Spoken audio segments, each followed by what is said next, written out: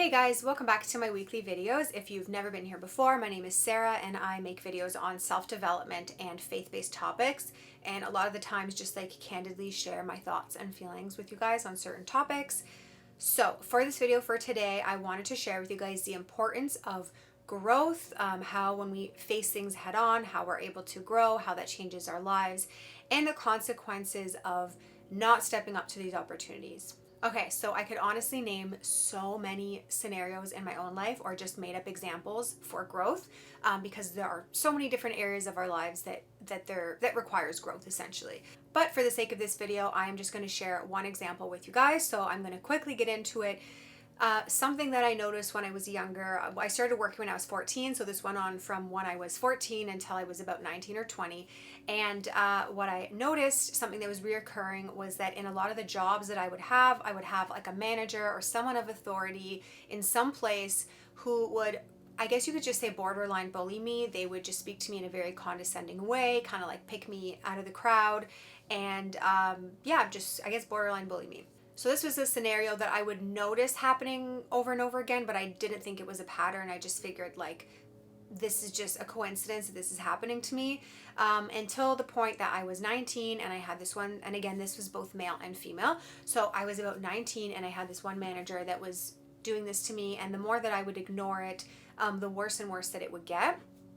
And so I shared this with my parents about what was going on, and my parents are so great and so supportive. But the main thing that they shared with me is that this is an opportunity for growth and that I need to face this opportunity head on.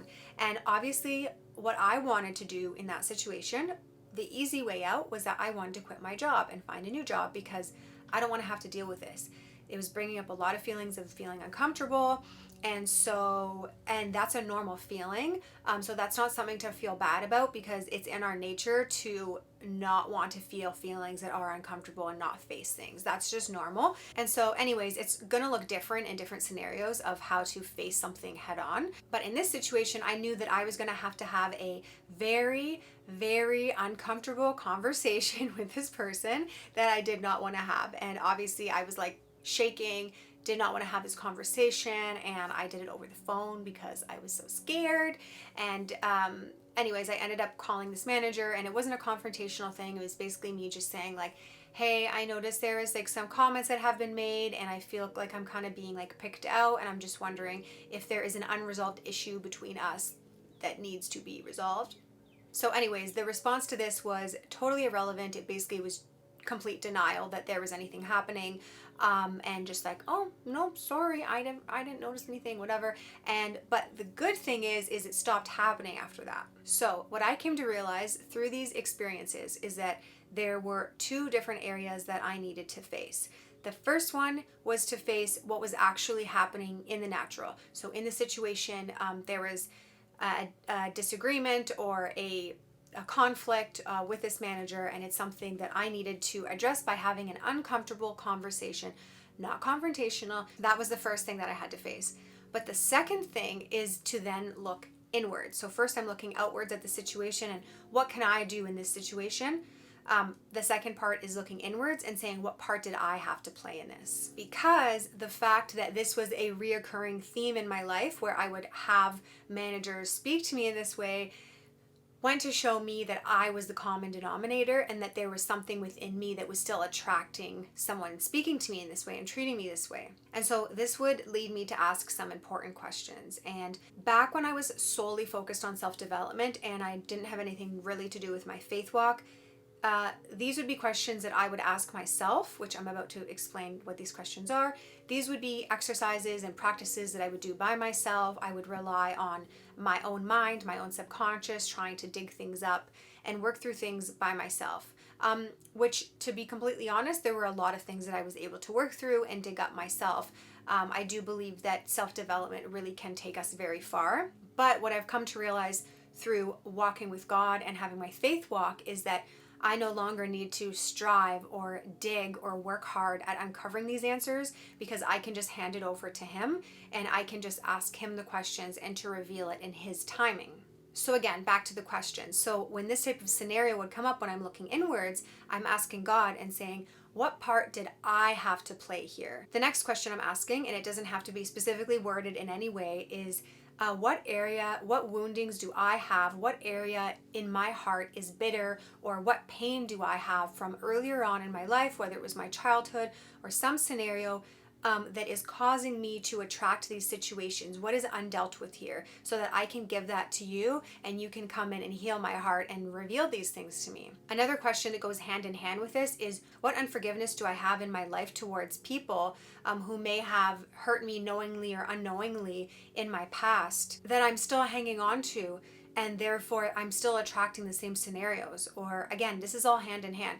What vows or judgments have I made? So vows being like, someone did something to me when I was younger and I made a vow, I will never be like that person. I will never be involved with those types of people. Or again, hand in hand, what judgments did I make? So again, I'm seeking these answers. I'm putting the questions out there. I'm saying to God, I don't want to carry this anymore. I don't want to carry this burden. And I'm handing it over to him, because that's what it says in the Bible, is to cast our cares on him because he cares for us. And so I'm saying, I can't carry this alone. I'm giving you this burden. I don't want to be attracting this scenario anymore. I don't want to keep going through these situations. I don't want to hold other people accountable. I don't want to hold on to bitterness. I don't want to hold on to unforgiveness. What vows, what judgments did I make that I'm not even aware of anymore? Please help me to release those and reveal those to me, so that I don't need to deal with them anymore. And so I'm putting it out there. I'm asking the questions. I'm not striving. I'm not trying to dig all on my own. I'm putting it out there and saying, God, I want you to come in and heal my heart and heal these areas. And when we're so busy, we can't hear the answers. So, I'll do things to be still, like go on a nature walk or write in my journal, or go for a car ride or something like that. But when we're constantly plugged into music and movies and friends and all of these things, it's very hard to hear what is being spoken to us. Honestly, there's not a specific time frame, but generally the more that I seek silence and solitude and spending time with God, the more that the answers will be revealed quickly. And so those are the two areas, is facing the situation in the natural, because sometimes we have to get uncomfortable and we have to have uncomfortable conversations with people. And then we have to look at ourselves and say, what part do I have to play in this? Because we can't be shifting the blame all on someone else and saying like, I just have bosses that, that treat me in a really crappy way and it's all about them. Now, there are situations where sometimes when you really have worked on yourself, there of course are people that are going to be unhealthy and that are going to take things out on us. And again, with practice and with self-awareness, you can start to be able to discern the difference between like, this person just being unhappy and toxic and taking it out on me, versus like, what part do I have to play here? And I still ask the question anyways, even if I think that I'm totally in the right, I'm still going to ask the question and say, what did I do here? What part do I have to play here? And honestly, it's not comfortable. It's not comfortable facing ourselves. It's not comfortable facing these scenarios.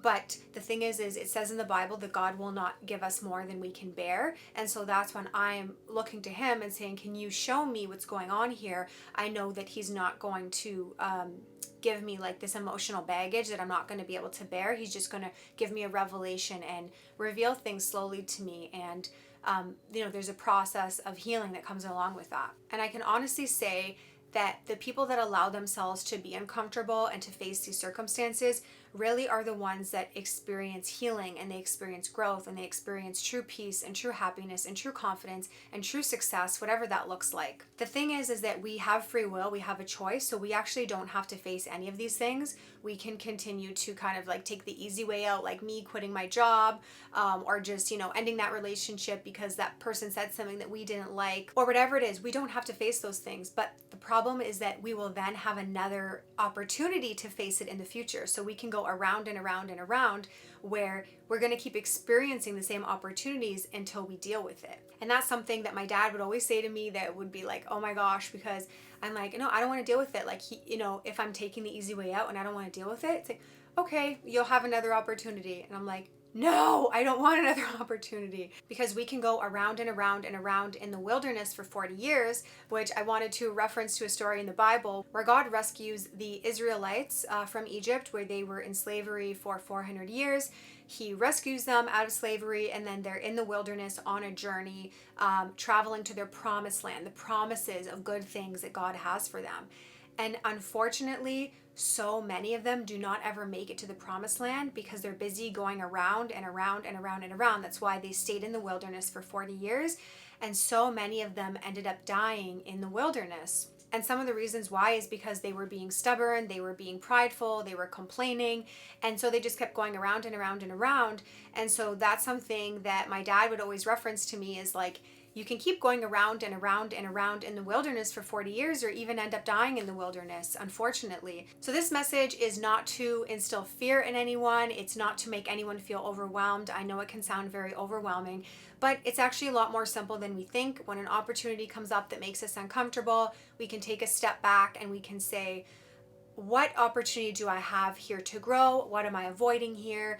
What does this say about me? And just like putting our pride aside. And you know what? This is something that comes with practice. It comes with intentionality. It comes with self-awareness and self-development and working on ourselves. It's not something that just comes naturally. It is something that we have to do intentionally. And we're never going to be perfect, but we can become more and more whole. And so my prayer and my hope for myself and for the people around me and for the people that are watching this, that we are all able to put our pride aside, put our egos aside, and just be really real with ourselves. Just step back, ask God to reveal certain things to us, and be willing to accept them and work through them. If you like this message, then please share it with someone. Thank you guys so much for watching, and I'll see you guys next week. Mwah.